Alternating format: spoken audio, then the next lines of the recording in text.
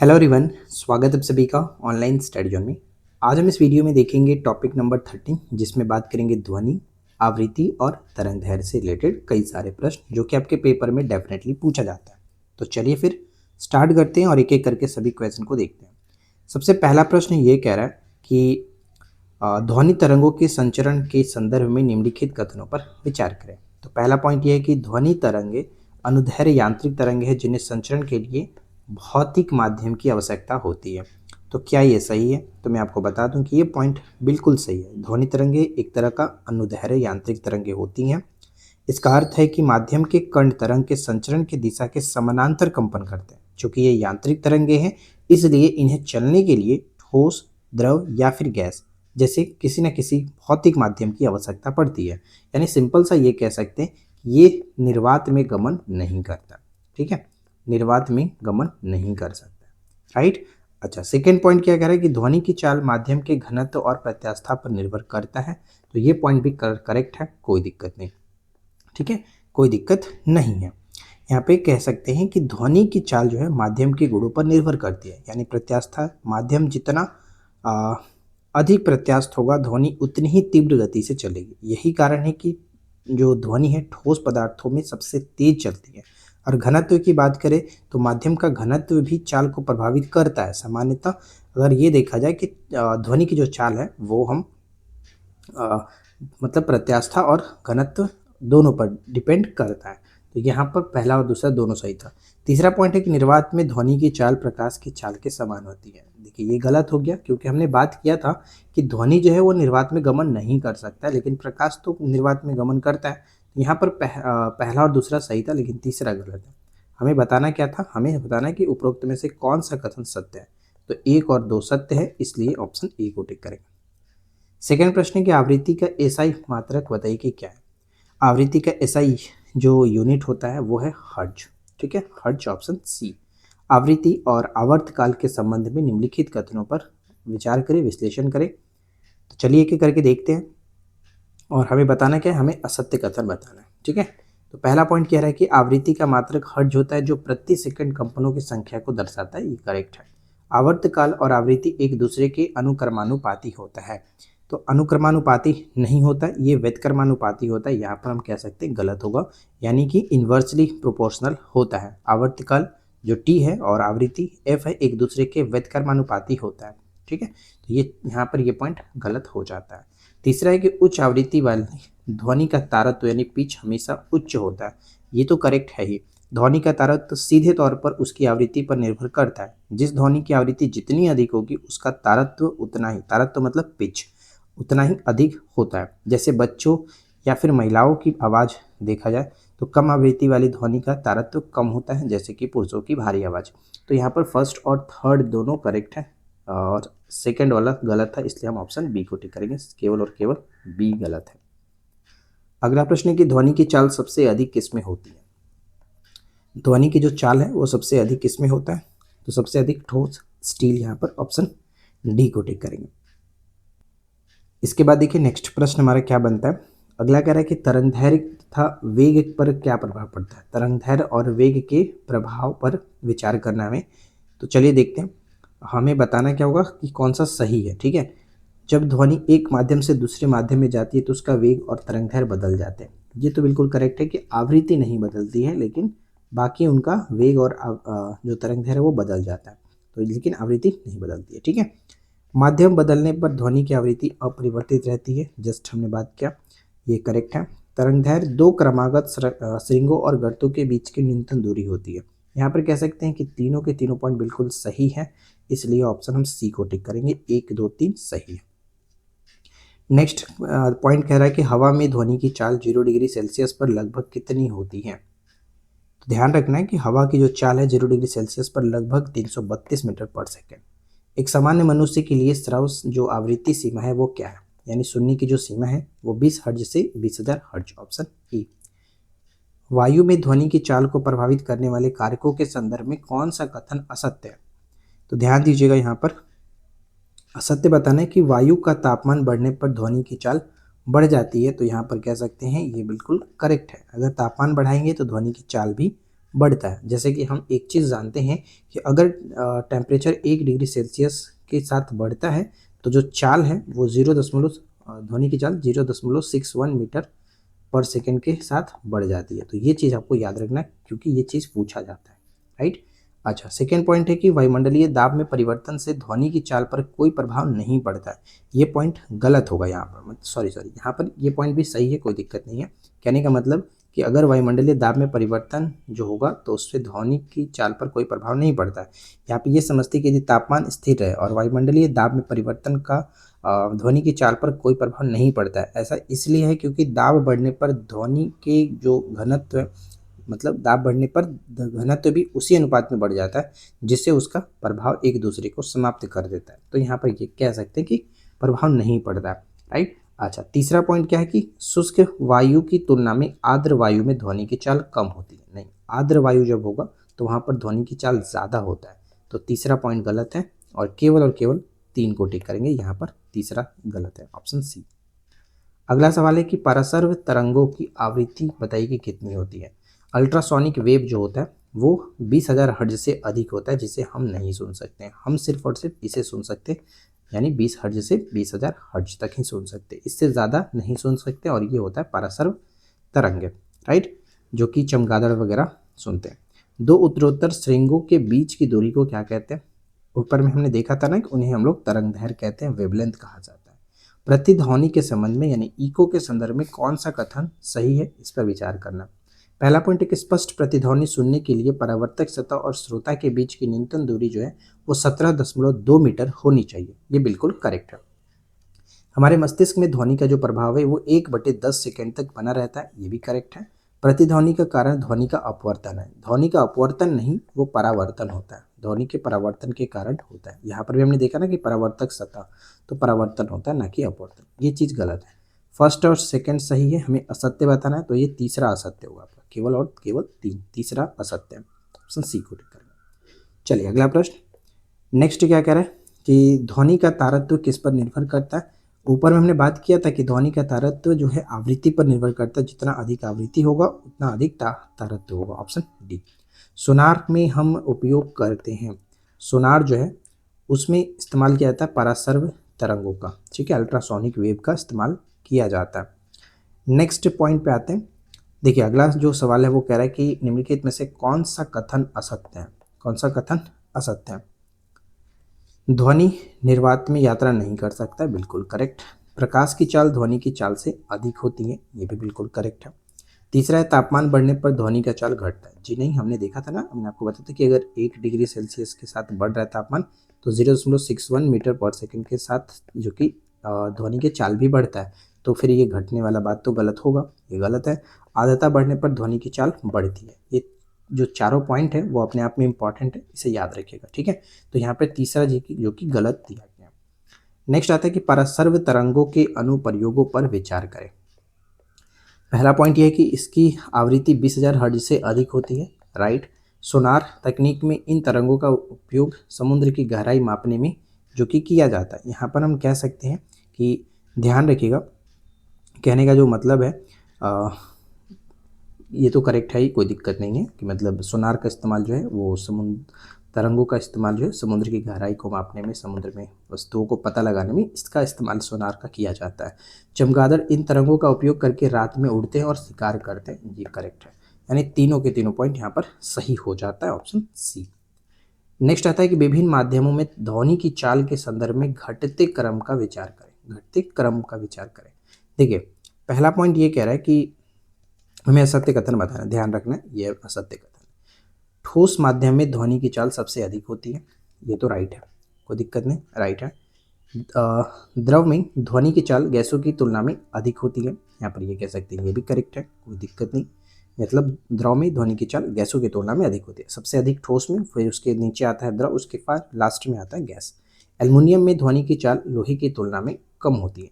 जी नहीं, एल्युमिनियम में ज़्यादा होता है। एल्युमिनियम में आपको याद रखना करीब 6300 के आसपास होता है और आपका लोहा में करीब 5900 के आसपास होता है, मतलब एल्युमिनियम में ज़्यादा होता है। तो ये चीज़ यहाँ पर गलत होगा और हमें असत्य बताना है, केवल 3 असत्य। चलिए अगला सवाल। ध्वनि की तीव्रता को मापने की इकाई क्या है। ध्वनि की तीव्रता को हम लोग डेसिबल में मापते हैं, ऑप्शन सी। महिलाओं की आवाज़ पुरुषों की तुलना में तीखी क्यों होती है? तो यहाँ पर हम कह सकते हैं ये तीखी होने का कारण है कि उच्च आवृत्ति के कारण, ठीक है, उच्च आवृत्ति, ऑप्शन बी। इसके बाद देखिए नेक्स्ट क्या कह रहा है कि वायु में ध्वनि का वेग किस पर निर्भर नहीं करता। वायु में ध्वनि का वेग वायु के दबाव पर निर्भर नहीं करता। ऊपर में अभी हमने बात किया था, तो ऑप्शन बी होगा। निम्नलिखित में से गलत कथन चुनें।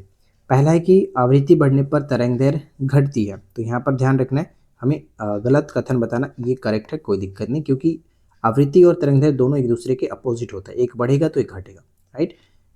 नेक्स्ट कह रहा है कि ध्वनि तरंगे ध्रुवीकृत की जा सकती है, पोलराइज नहीं किया जा सकता, ये गलत होगा। मैं आपको बता दूं कि ध्वनि तरंगों का ध्रुवीकरण क्यों नहीं हो सकता है। ध्रुवीकरण केवल उन तरंगों में संभव है जो अनुप्रस्थ प्रकृति की होती हैं, जैसे कि प्रकाश, ठीक है। लेकिन ध्वनि जो होता है वो एक अनुदैर्घ्य तरंगे होती हैं, तो इसका हम लोग ध्रुवीकृत नहीं कर सकते हैं, राइट। तो ये चीज़ ध्यान रखेंगे, ऑप्शन हम बी को टिक करके आगे बढ़ सकते हैं, गलत है। ध्वनि तरंगे परावर्तन के नियमों का पालन करती है और ध्वनि एक ऊर्जा का रूप है, ये सब चीज सही है। चमगादड़ अंधेरे में उड़ सकते हैं क्योंकि क्योंकि ये परासर्व तरंगे उत्पन्न करते हैं, सर बी होगा। ध्वनि तरंगों के विवर्तन के बारे में विचार करना और हमें बताना है कि असत्य कथन क्या होगा। चलिए देखते हैं। तो यहाँ पर पहला पॉइंट क्या कह रहा है, देखिए पहला पॉइंट है कि ध्वनि तरंगों का मुड़ना उनके तरंगदैर्घ्य पर निर्भर करता है, तो ये सही है, कोई दिक्कत नहीं। ध्वनि का तरंगदैर्घ्य बड़ा होने के कारण यह कोनों से आसानी से विवर्तित हो जाता है, ये भी करेक्ट है। लेकिन तीसरा पॉइंट पे नजर डालिए, कह रहा है कि प्रकाश तरंगों का विवर्तन ध्वनि तरंगों की तुलना में अधिक स्पष्ट है, जी नहीं। यहाँ पे आपको बता दूं कि ये गलत क्यों होगा, कि प्रकाश तरंगों का तरंगदैर्घ्य बहुत छोटा होता है। इतने छोटे तरंगदैर्घ्य के लिए विवर्तन तभी स्पष्ट होता है जब अवरोधक का आकार भी उतना ही सूक्ष्म हो। क्योंकि हमारे आसपास की वस्तुएं जो कि प्रकाश के तरंगदैर्घ्य की तुलना में बहुत विशाल होती है, इसलिए प्रकाश का विवर्तन सामान्य परिस्थितियों में ध्वनि की तुलना में बहुत कम होता है। तो यहाँ पर ये कह सकते हैं चीज़ें, जो कि ऑप्शन सी गलत है, मतलब ऑप्शन पॉइंट तीसरा जो है गलत है, इसलिए ऑप्शन सी को टिक करेंगे। कथन 3।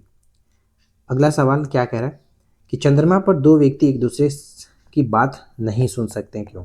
क्योंकि ध्वनि के संचरण के लिए किसी न किसी माध्यम की आवश्यकता होती है और चंद्रमा पर कोई भी माध्यम नहीं है, जो कि हम यहाँ पे कह सकते हैं वायुमंडल नहीं है। ऑप्शन हम यहाँ पे बी को टिक करें, ठीक है।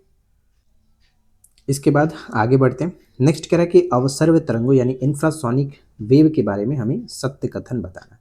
तो इसकी आवृत्ति 20 हर्ट्ज से कम होती है, तो ये पॉइंट जो कि सही है, 20 हर्ट्ज से कम होती है, क्योंकि जो हम सुन सकते हैं श्रव्य जो तरंगे होती हैं उसका 20 हर्ट्ज से 20,000 हर्ट्ज होता है, तो ये तो करेक्ट है। भूकंप आने से पहले इंफ्रासोनिक तरंगे उत्पन्न होती है, ये भी कह सकते हैं, ये भी करेक्ट है। इंफ्रासोनिक तरंगे उत्पन्न होती है जिसे हम नहीं सुन सकते हैं। व्हेल और हाथी इन तरंगों के माध्यम से संवाद कर सकते हैं, ये तो करेक्ट है ही। तो 1 2 3 तीनों करेक्ट है, ऑप्शन सी होगा। 20 हर्ट्ज से कम आवृत्ति वाले तरंगों को क्या कहते हैं? तो इसका सही आंसर आप खुद से गेस कर सकते हो क्या होना चाहिए। ध्वनि तरंगों के परावर्तन के कारण क्या उत्पन्न होता है? तो ध्वनि तरंगों के परावर्तन के कारण हम कह सकते हैं वो है इको, यानी प्रतिध्वनि, ऑप्शन सी। नेक्स्ट है कि शॉक वेव और सोनिक बूम के संबंध में हमें बात करना है, तो और बताना है कि असत्य कथन क्या है। तो चलिए देखते हैं क्या सही है क्या गलत है। पहला पॉइंट यहाँ पर ये कह रहा है कि जब कोई पिंड ध्वनि की चाल से अधिक चाल से चलता है तो शॉक वेव उत्पन्न होती है। तो हम ये कह सकते हैं ये पॉइंट करेक्ट है, क्योंकि जब कोई पिंड जैसे कि लड़ाकू विमान या फिर रॉकेट हुआ पराध्वनिक चाल से यानी सुपरसोनिक स्पीड से चलता है, यानी ध्वनि की अपनी चाल से भी तेज, तो वह अपने पीछे हवा में बहुत तेज दबाव की तरंगे छोड़ता है और इन अत्यधिक ऊर्जा वाली तरंगों को ही शॉक वेव कहा जाता है। तो ये करेक्ट है। सेकेंड पॉइंट है कि इसके कारण उत्पन्न होने वाली तीव्र ध्वनि को सोनिक बूम कहते हैं। सोनिक बूम यहाँ पर ये कह सकते हैं, ये करेक्ट है। जैसे कि ये शॉक वेव अपने साथ बहुत अधिक ऊर्जा ले जाती है। जब ये तरंगे किसी सुनने वाले के कानों तक पहुंचती है तो एक बहुत तेज धमाका सुनाई देता है, जैसे बादलों में गरजने या फिर विस्फोट की आवाज़, और इसी ध्वनि प्रभाव को सोनिक बूम कहते हैं। ठीक है, इससे क्या होता है कि आपने कई बार देखा होगा कि खिड़कियों के शीशे तक टूट सकते हैं। तो यहाँ पर कह सकते हैं ऑप्शन ये भी गलत, मतलब सही है। ठीक है, अच्छा तीसरा पॉइंट है कि मैक संख्या का मान 1 से कम होने पर सोनिक बूम होता है, ये गलत होगा। जैसे कि मैक संख्या जो है वो किसी वस्तु की चाल और ध्वनि की चाल का अनुपात होता है। मैक का जो चाल होगा अगर 1 से अधिक है तो इसे paraध्वनिक चाल कहते हैं, और अगर 1 से कम है तो उसे हम कहते हैं सबसोनिक चाल कहते हैं। इस स्थिति को कहा जाता है सोनिक बूम। सोनिक बूम नहीं होता, ठीक है। तो ये पॉइंट ध्यान रखिएगा। इस स्थिति मतलब अगर मैक संख्या 1 से कम होगा तो इस स्थिति में सोनिक बूम नहीं होता है, उसे उपध्वनिक यानी सबसोनिक चाल कहते हैं। तो यहाँ पर ये चीज़ गलत हो जाएगा और ऑप्शन हम तीसरा को टिक कर सकते हैं। ये चीज़ हमारा हो जाएगा ऑप्शन सी। देखिए सारी चीज़ एक्सप्लेनेशन जो है वो आपको हमारे एप्लीकेशन पर पीडीएफ में मिल जाएगा, तो आप वहाँ से जाकर के एक्सप्लेनेशन के साथ आंसर देख सकते हैं पीडीएफ में, जो कि आप डाउनलोड करके प्रिंट आउट करा सकते हो। अगला प्रश्न पे आते हैं। नेक्स्ट कह रहा है कि यदि किसी तरंग की आवृत्ति दुगनी कर दी जाए तो उसका आवर्तकाल पर क्या प्रभाव पड़ेगा। तो उसका आवर्तकाल जो है वो आधा हो जाएगा, ठीक है, आधा हो जाएगा। स्टेथोस्कोप ध्वनि के किस सिद्धांत पर कार्य करता है। तो स्टेथोस्कोप का जो सिद्धांत है वो बहुपरावर्तन पर कार्य करता है, ऑप्शन सी। निम्नलिखित कथनों पर विचार करें और सत्य कथन चुनें। देखिए पहला पॉइंट यहाँ पर है कि ध्वनि शुष्क वायु की तुलना में नम वायु में धीमी चलती है, ये पॉइंट गलत होगा। ध्वनि की चाल माध्यम के घनत्व पर निर्भर नहीं करता है, हमने ऊपर में देखा था प्रत्यास्थता और घनत्व पर निर्भर करता है, तो ये भी गलत है। ध्वनि तरंगे निर्वात में गमन कर सकती है, ये भी गलत हो गया। तापमान बढ़ने पर ध्वनि का वेग बढ़ता है, ये करेक्ट है, इसलिए ऑप्शन डी को टिक करेंगे, ठीक है। इसके बाद देखिए नेक्स्ट प्रश्न क्या आता है कि वायुमंडलीय अपवर्तन का ध्वनि पर प्रभाव के बारे में हमें बात करना है और असत्य कथन चुनेंगे। तो चलिए देखते हैं एक एक करके क्या सही आता है। ध्वनि रात में दिन की तुलना में अधिक दूरी तक सुनाई देती है, तो ये कह सकते हैं करेक्ट है। और ऐसा क्यों होता है कि अक्सर आपने गौर किया होगा कि रात के सन्नाटे में जो जैसे कि दूर की ट्रेन या फिर किसी लाउड स्पीकर की आवाज़ बहुत साफ सुनाई देती है, और इसका कारण जो होता है ध्वनि का अपवर्तन है, ठीक है, ये ध्यान रखना, ध्वनि का अपवर्तन है। दिन की तुलना में रात में ध्वनि तरंगे जमीन की ओर मुड़ जाती है, जिससे कि वे अधिक दूरी तक जो कि पहुंच पाती है, ठीक है। तो ये पॉइंट थोड़ा सा याद रखना है। सेकेंड है कि ऐसा तापमान प्रवणता के कारण होने वाले अपवर्तन से होता है। अगर हम बात करें तो ये देख सकते हैं कि ये पॉइंट भी करेक्ट होगा कहीं ना कहीं, कि दिन के समय में क्या होता है कि ज़मीन के पास की हवा जो है वो गर्म होती है और ऊपर में हवा ठंडी होती है।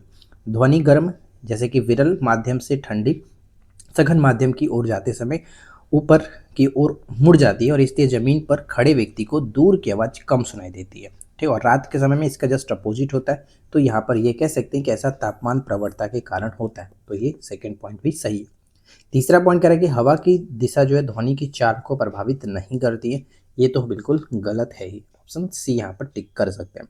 हवा की दिशा ध्वनि की चाल को निश्चित रूप से प्रभावित करती है, ठीक है। जैसे कि हम जनरली जानते हैं कि अगर हवा की दिशा में ही बोला जाए तो उसमें वो ज़्यादा दूर तक ट्रैवल करता है, तो ऑप्शन यहाँ पर हम सी को टिक करेंगे, जो कि गलत है, ऑप्शन सी।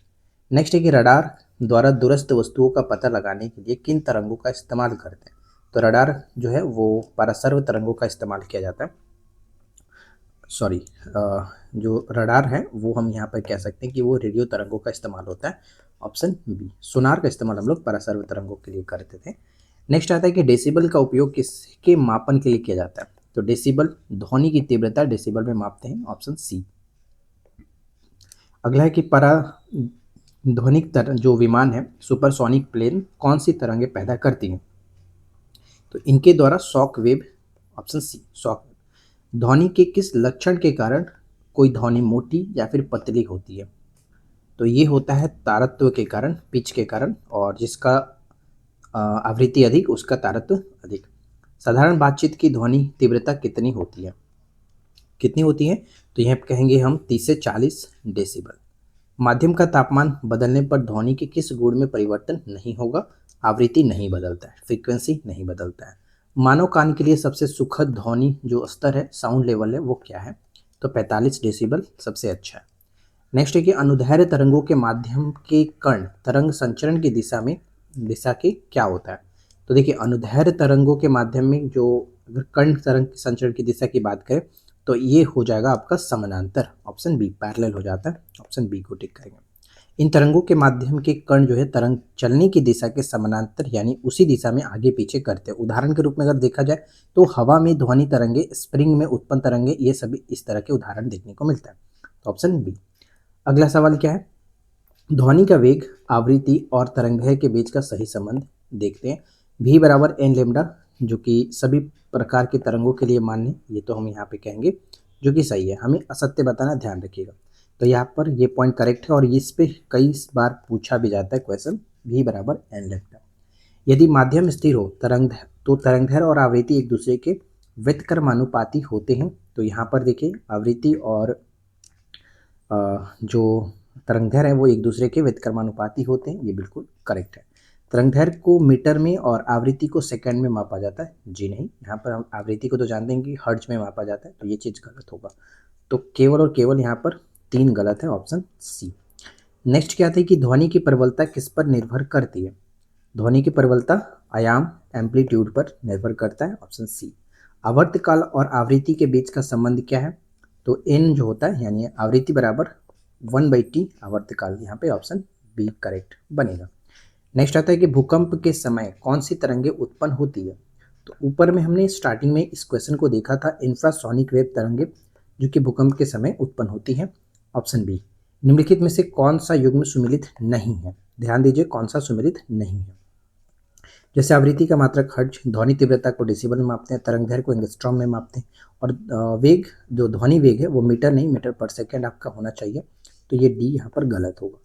अगला है कि ध्वनि तरंगों का वह गुण जिससे ध्वनि की पहचान की जाती है समान पिच और तीव्रता होने पर भी। तो वो चीज़ होता है यहाँ पे हम जानते हैं गुणता के कारण, यानी जो क्वालिटी है, ऑप्शन सी बिल्कुल सही होगा। और अगला सवाल, इस वीडियो का आखिरी प्रश्न, स्टेथोस्कोप किस सिद्धांत पर कार्य करता है। देखिए स्टेथोस्कोप जो है वो ध्वनि का बहुपरावर्तन सिद्धांत पर यानी multiple reflection of light sound पर काम करता है। यहाँ पे ऑप्शन हम सी को टिक करेंगे, केवल 3। ठीक है, तो कुल मिलाकर देखिए आज हमने टॉपिक नंबर 13 में ध्वनि, आवृत्ति और तरंगदैर्घ्य से रिलेटेड जो इंपॉर्टेंट क्वेश्चंस थे जो आपके पेपर के लिए आपको जानना चाहिए, तो ये सब चीज अच्छे से याद रखेगा। चलते चलते आपके लिए एक छोटा सा प्यारा सा क्यूज का क्वेश्चन है, देखते हैं कितने लोग इसका सही आंसर दे पाते हैं। ठीक है, तरंगदैर्घ्य की परिभाषा के संदर्भ में निम्नलिखित कथनों पर विचार करना है और इसके 2-3 पॉइंट दिए गए हैं और बताना है कि सत्य कथन क्या है। तो आराम से पढ़िए और नीचे कमेंट करके बताइए कि इसका सही आंसर क्या होगा। साथ ही साथ अगर आपको सभी टॉपिक्स का जो पीडीएफ चाहिए, जैसे कि आपने जो भी चीज़ें देखा उसके एक्सप्लेनेशन के साथ उसके आंसर के साथ पीडीएफ चाहिए, वो हमारे एप्लीकेशन पर 2 बैचेस में देखने को मिल जाएगा। पहला आपका बिहार एसआई का जो सिलेक्शन बैच था, उसमें तो आपको सारा नोट्स के साथ साथ ये पीडीएफ भी देखने को मिलेगा, मतलब उसमें एक जगह सब कुछ मिल जाता है। और सिर्फ आपको ये एमसीक्यू वाला पीडीएफ चाहिए, तो उसके लिए अलग से एक बैच का जो कि क्रिएट कर दिया गया है 101 करके, उसमें आपको पीडीएफ मिल जाएगा। तो आप जा करके इसको ज्वाइन कर सकते हैं, जिसको जो रिक्वायरमेंट हो आप उस हिसाब से काम कर सकते हैं। ठीक है, तो बस आज के इस वीडियो में इतना ही फ्रेंड्स, मिलते हैं किसी और वीडियो में नेक्स्ट टॉपिक के साथ। Thanks for watching, keep learning, have a good day.